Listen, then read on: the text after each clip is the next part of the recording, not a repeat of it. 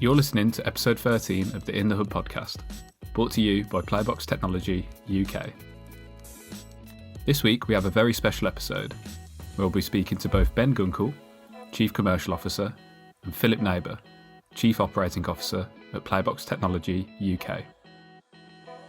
We'll be discussing the history behind the infamous channel in a box, running through the early days of PlayBox, and highlighting where we're headed for the future. Really hope you enjoyed this episode. I'm excited to welcome both Phillip Neighbour and Ben Gunkel to the In the Hub podcast to discuss some of the history and the exciting future that lies ahead at PlayBox. So welcome to the podcast, guys. How are you both today? Yeah, I'm great, and thank you very much for inviting us on this podcast. Thank you, Neil. It's a pleasure. So, we'll get straight into the questions if that's okay with you both. Yeah, let's go for it. Sure. Awesome. So, Ben, I think we'll start with you. How did you get your start in PlayBox? Well, it was a long time ago, once upon a time.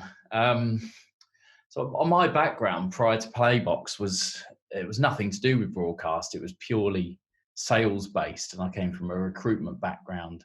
It just happened by chance to be introduced to Don Ash, the late great Don Ash, for an interview. I remember sitting there with Don thinking, this guy is unusual, but I quite like him. And he asked me some questions. I think the first one was, what do you know about television? Or what do you know about broadcast? I said, nothing. I honestly know nothing about it, but I know about audio. I grew up in a recording studio. My parents used to own quite a successful recording studio in East Anglia. So I spoke to him a little bit about audio files, digital audio files. He sent me away and didn't offer me the job. I was very disappointed. And I remember phoning the recruitment agency and saying, I think they've made a mistake because the company wanted somebody with sales experience, and I've got that. And they said, yeah, but you don't have the broadcast experience.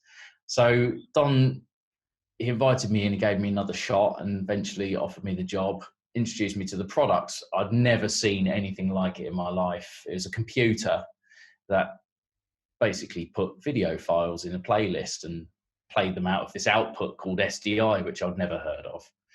And I had to learn pretty quickly. So after about 3 months of training, I went out and called every single person I could possibly think of. I must have made 100 telephone calls a day and just put the graft in. Eventually met a few customers and it built up from there. And really, I learned on the job. I attended every single trade show on earth, I think, and tried to absorb as much information as possible. But I think my enthusiasm sort of took over, and I enjoyed working with Don. Every day I worked with him. In fact, I could say I've had some of the most enjoyable days of my life working with Don.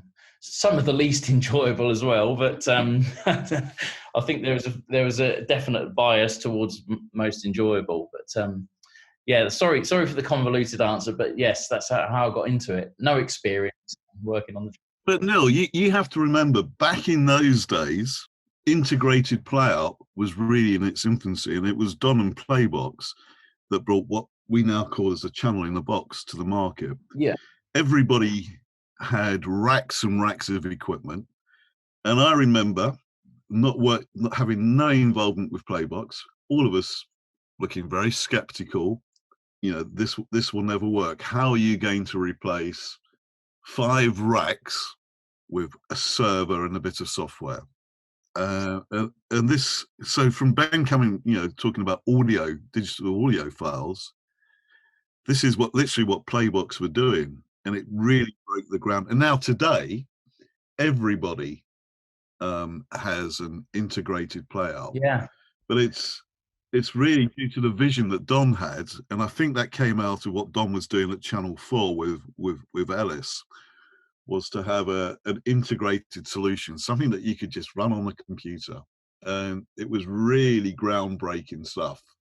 Well, you can imagine, Neil, Phill comes from the background, which, no disrespect to you, Phill, but bit more senior than I am in experience and years. Your background, just being ageist now. you were selling these racks of five racks of equipment to broadcasters, and then there was me coming in to these broadcasters, this young 25-year-old know-it-all from Essex, with effectively a PC with some Bulgarian software on it, telling these major broadcasters that these racks that they've just bought from Phil Neighbour and his counterparts in other companies was going to end up in a museum in a few years' time. And if they didn't move with the times and buy this computer with this software on it, this PC with the software on it, that they were going to die. Basically, their business was going to die. And I can't tell you the number of times I got laughed out of the room, laughed out of meetings. And Don and I used to attend meetings and effectively told we were crazy. This is never going to take off. But yeah, Ben, I seem to recall that when I was with another vendor, we had a meeting just after you with, I'm sure it was the BBC, when you and some colleagues, and I think Mike Timmis was involved, and they went through and said, "Now this, you're offering all this. PlayBox has just told us, but hasn't shown us that they can do it all in one server." And this was for a major project, And you have to also bear in mind that in those days, selling broadcast equipment was very, very profitable. And then you have an unknown company who is offering everything in one box, for a fraction of the price, which had the full functionality. And if you look back, time shows that everybody in the playout sector has moved far more to a software-based integrated playout solution. And for me, it's really good to be associated with the company that set this all up at day one. There was a lot of groundbreaking stuff that was happening. Software for playout was really in its infancy, didn't exist. So trial and error, even playing with different video cards, having a video card in the computer, just to play out serial digital was weird. Yeah, but that was even stranger because in the early days, the card did all the heavy lifting. Remember these Matrox cards were thousands and thousands of pounds, and they did all the processing, all the heavy lifting. But PlayBox came out with this internal processing engine that took the heavy lifting away from the video card and did it all in software. And Phil, you just mentioned trial and error. There are so many occasions where in order for us to gain any kind of credibility, for PlayBox to gain any kind of credibility, we had to put a PlayBox system into these traditional playout centers and run a parallel channel in line with their traditional playout systems and run it on the PlayBox with the same playlist, the same media, and they would test them out. And the challenge was, right, we'll leave you with this machine, try and break it. And quite often people come back to us and say, blimey, this is amazing. This PC can keep up with our kit, and it costs about 20% of the price of the traditional broadcast systems that Phil Neighbour's trying to sell to us. And it was quite an interesting time, a bit surreal because it was still in its infancy. But the challenge for us was getting system integrators on board and getting dealers on board, because like you said, Phil, there was a massive amount of money to be made in broadcast playout equipment, and PlayBox was offering the same thing for peanuts basically in those days. I mean, I'm not going to lie, guys, you've basically answered the next 4 questions with that one. Lovely. Right, see you later then. Cheers, Neil. So I mean, I know we've basically covered it, but I mean, in a way, could you both summarize kind of how the infamous channel in a box arrived in our industry? There were 3 pillars of PlayBox, which was low cost, reliable, and easy to use. And to be honest, that's all people wanted. Phil mentioned operators. They wanted a system that was easy to use. business owners wanted a system that was low cost, and satellite operators wanted a system which would give them a reliable signal. So the whole idea of channel in a box was to give people those three things: low cost, easy to use, reliable. And we managed to do it right. Our strap line for a long time was 100% functionality for 25% of the cost. And it completely transformed the broadcast playout industry. Yeah, but Ben, that's really important today as well, because broadcasters and service providers are really de-skilled, and having a GUI which is very easy to use, if you can use a Microsoft, like Word, Excel, then you can use PlayBox, and it's nowadays value for money is what everybody's looking for. Reliability, not having to have highly skilled staff, so you obviously have the ease of pulling in untrained operators and quickly training them up. I think that's one of the strengths still today of PlayBox, and that's something that we're trying to do as we move more and more into the cloud. So we're currently working on effectively integrated playout via the web, either a hybrid cloud model or a 100% cloud model, and we're trying to go back on our core values of easy to use, full functionality, at really good value for money. I think the values have really changed over the years, Ben. I agree with you. Don't forget, Airbox was launched in 1999, and in 1999, Facebook wasn't even a thing. It was the idea of social media, Instagram, even YouTube wasn't even around then. This is way before social media took off. And what PlayBox did was empower broadcasters. It gave them everything they need. And it worked. I understood it because I had grown up in a recording studio. The audio business was not really too dissimilar, because I do remember as a child going into the studio.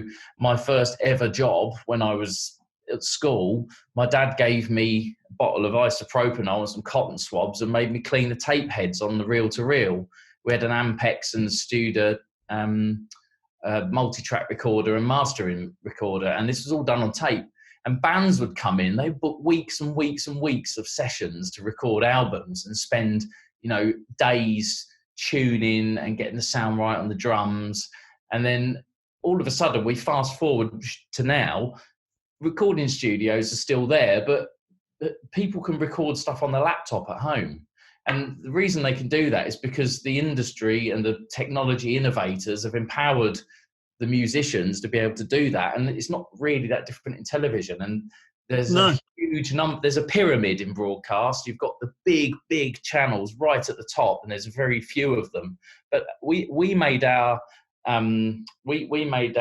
successes not just there, but in the rest of the pyramid. So all these independent channels, community channels, religious channels, you name it, they just wanted a way of getting their stuff on television, and they didn't really have deep pockets. So a PlayBox was a dream for them, because it gave them all the power to be able to manage their own playout. And all they needed to do was put that system in a data center, have a means of transmission and a license, and away they went. And God, there were thousands of them, thousands and thousands. But you're absolutely right, Ben. If you look at the audio industry, when it went from multi-track on 2-inch, 1-inch tape to TIAC and Fostex bringing out Porter Studios, exactly the same thing is happening with web-based playout. You're finding lots of small user groups are starting to do what we used to call a television channel, to the community. You mentioned Facebook earlier on. Yeah, well, we got about thousands of outputs going into Facebook and YouTube directly out of PlayBox. It's great to think that this company, it's actually making me feel very proud, has really done a lot for the industry. And, we now have major clients, even in the IT space. I mean, Cisco use PlayBox, major broadcasters, most of the big sporting events, the premium sporting Premier events, League stuff and yeah, Formula. are coming through Playbox, and it's really good. And But I probably shouldn't have used an example of the audio industry, because that's actually going. There's a demand for old analog equipment, but can you imagine the broadcast industry going back to its roots, Phil, and tape no. operated MCRs with 50 people in there pulling levers? It's just not going to happen. But it's called job creation, Ben. Maybe. So, but I mean, I'm really proud. This conversation has made me feel really warm inside. I mean, Playbox has done so much. You know, I used to work for a large major organization. Playbox is a medium-sized company which is totally flexible. You know, we're not going from quarter to quarter. Oh, you got to get the quarterly figures here at this level because it affects the share price. It's a totally privately owned company, and we do what is needed to be done to keep our customers happy, to keep up with technology. But at the same time, yeah, we work hard, but we have fun at it, and we hope that our customers also enjoy working with us. It's the philosophy here is totally different. Yeah, we need to make money to support our customers, because if we're not making a profit, then there's no way we can support any of the companies. But we have great deal of fun. We care about the community. Yeah, there's no doubt about that. So I mean, I just wanted to go track back a little bit, Ben, and I'm just curious and quite interested in kind of what Playbox was like back in 2008, 2009. Is there any memories you can lend us or anything like that to kind of show us what the future of broadcast technology and play out was looking like at that point? I remember my first day. Don was sitting in this office, and these are the days when you were allowed to smoke indoors, Neil. This is a very long time. I can hardly remember those times. Just on the cusp of thing. But I remember Don sitting there with this server next to him with this software running. I remember him showing me this software, and all I could think was, hang on a minute, how I don't understand this, because when I think of television and broadcast and cutting to adverts and all these other things that they do in the control room, I think there's people doing this, and there's somebody there with the mic on telling them to go to ad break in 3, 2, 1, take, and however they work. That's what I had in my mind. And I thought, then it struck me that actually it was actually very similar to a fruit-based music program that was available around about that time, and it just made sense. You didn't have to put physical media into drives anymore. And I thought, hang on a minute, right, this is really exciting and I can get behind it. And Playbox as a brand and the whole idea of a channel in the box was, we were very much the underdogs, and getting in the door to meet these people after you'd explained to them on the telephone what it is that you're proposing, just getting through the door was a major achievement. And you would be gobsmacked to if you're able to see how many times we got turned away because we were considered to be these crazy dreamers. It's never going to happen. And I remember several other manufacturers coming to visit Playbox in our offices, other manufacturers who were competitors, major competitors to Playbox, coming in and sitting with us and saying, how have you done this? Tell us. We want to know. Obviously, we didn't tell them. No, of course. And that's where we're at today. Do you think that kind of the ease of use and the relative, simplicity kind of behind the channel in the box and integrated playout was one of the reasons that many of these kind of companies you went to go and see, many of these broadcasters were so apprehensive to take it on? Do you think I think it was down to the fact that these a lot of broadcasters at the time made their money off of employing people who were very clever, who could press all the buttons and they could charge a lot of money for doing it. Suddenly the idea that you're going into a broadcaster, a small independent broadcaster, and explaining to them, you don't have to pay someone else to do all of this for you, my friend. You can buy this server, which is equivalent in cost to about a month of your current rental program, and you can buy it and own it, and you can operate it yourself. And the fact that I understood how to use it without any broadcast experience meant that I could get behind it and explain it to, no disrespect to some of these customers, but some of these people didn't understand how broadcast worked either. That is why they were paying all that money to the broadcast service providers. And we were effectively then cutting out the service provider and saying to the channel owner, right, here you go, do it yourself, get that installed in a data center or an uplink center, and you can operate that remotely, and you can do it all on your own. You haven't got to pay someone else to do it. I think that was the point where people realised the industry was changing.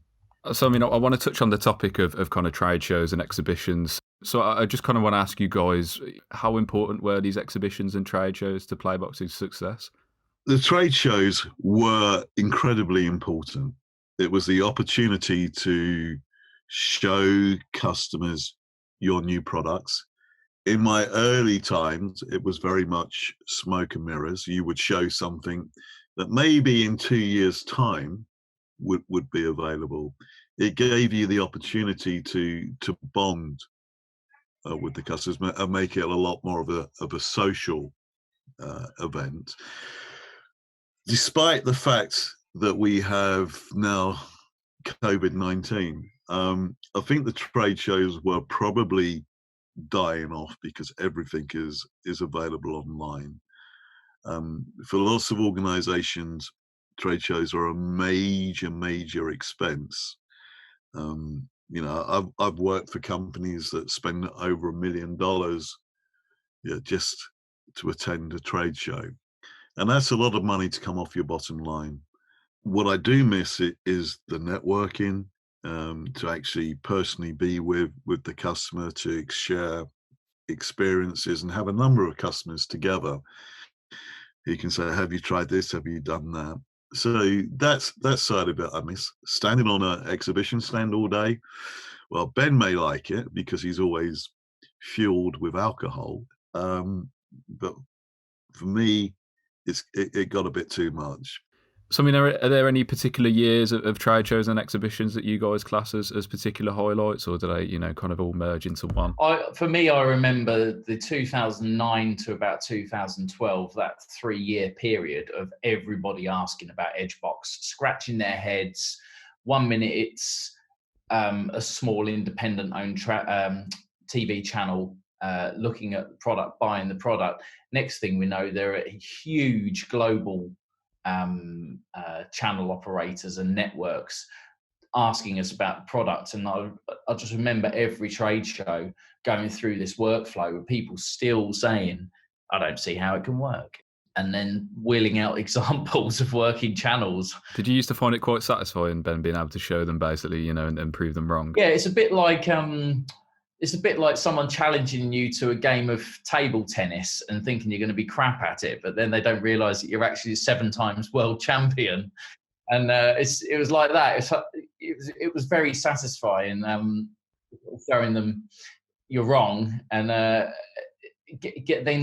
being able to give them the opportunity to try it themselves. Actually, that was very satisfying. But they stood out for me. But I remember crazy years of Playbox having 90 square meters at IBC and BVE and big stands at NAB, and it's a huge expense. So, I mean, Phil, focusing on you now, when you first joined in 2014, was it, you know, what were your first impressions of Playbox? I came from a very large manufacturer. I came into Playbox because of Don Ash. I really liked the atmosphere. The whole approach was totally different. There was actually people who cared about what was going on, as opposed to the numbers. So the company was doing relatively well at that period of time. There had been a big boom in playout, and Playbox had its tentacles all over the place. Also, it was very important to me that the company just specialized in the playout market. Its core business was playout. Playbox still does, but lives and breathes playout. We don't know anything else. we're good at doing one thing. And that was refreshing. Whereas, most of PlayBox competitors and where I'd come from had a product for post-production, production, play out, everything. And to find a company that just specializes in one area. And I think still today that PlayBox Technology is the largest independent playout specialist in the market. So, I mean, obviously you've touched on this as well, pride being a kind of major aspect. To summarise, are you both proud of what you've achieved during your time at PlayBox and what PlayBox has achieved? Very proud of PlayBox.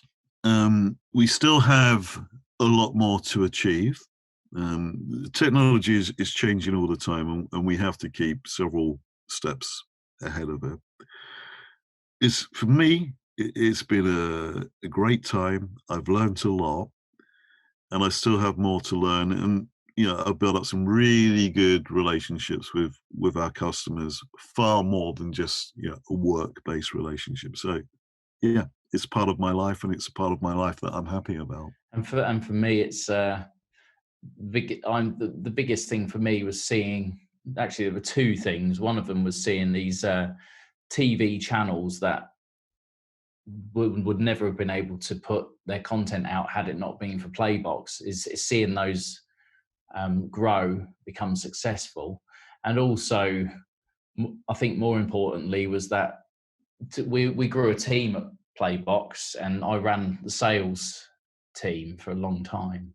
And the biggest thing for me was seeing them do well, and knowing that I trained them and brought them on board, and they became successful themselves, and that made me feel very proud. So, but that massive growth you got from PlayBox, Ben, must have really made you proud, happy. Yeah, but it's you achieved so much against major competitors.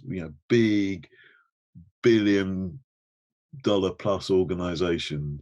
Oh yeah, it was quite satisfying bringing successful deals home and knowing that we'd beat big global brands, as you say. But to me, honestly, it's the biggest satisfaction was having the team, and none of it would have been possible without the team. And that's everyone from the developers to the support. Yeah, none of it would have been possible without Don, and I think we have a lot to be grateful. 100%. I think he'd be proud of where we are today as well. Yes, yeah. But he would still be kicking our asses.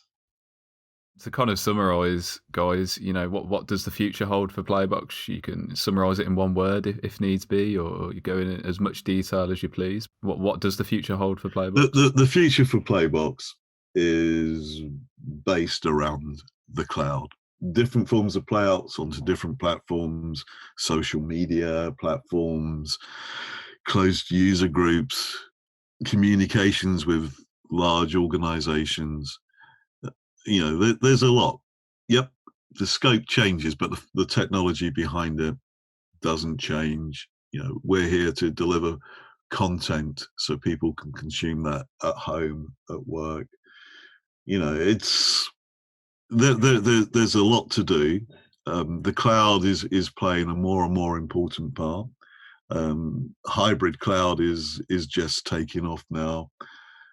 But the future, who knows where it goes to? All I do know, I'm pretty sure that there will be a PlayBox which will just concentrate in delivering content, scheduled content to people at home. Although Ben may have a far better vision than I do. I agree with you, Phil. For once, it's you should see the money in your bank account now, Ben. Thanks. And guys, I mean, just to finish off with, I was just going to ask Ben, have you got any exciting things in the pipeline? What's been going on with you? It's been an interesting year, 2020. So we had our first child in April, right in the middle of the lockdown. So having only just recently rejoined the PlayBox team, I've been able to spend the last few months every day with my little boy while he's growing up. So I look forward to if he grows up to be like me, then he's going to be an absolute terrorist, and I look forward to all the excitement that's going to bring. No, but yeah, that that's a big thing for me at the moment. Complete change of lifestyle and outlook on life. Bringing up a child is something I thought I wouldn't do, but I'm glad that I have. And so he's my focus now. Yeah, and the best thing that's happened to me is that Ben used my first name as his son's second name.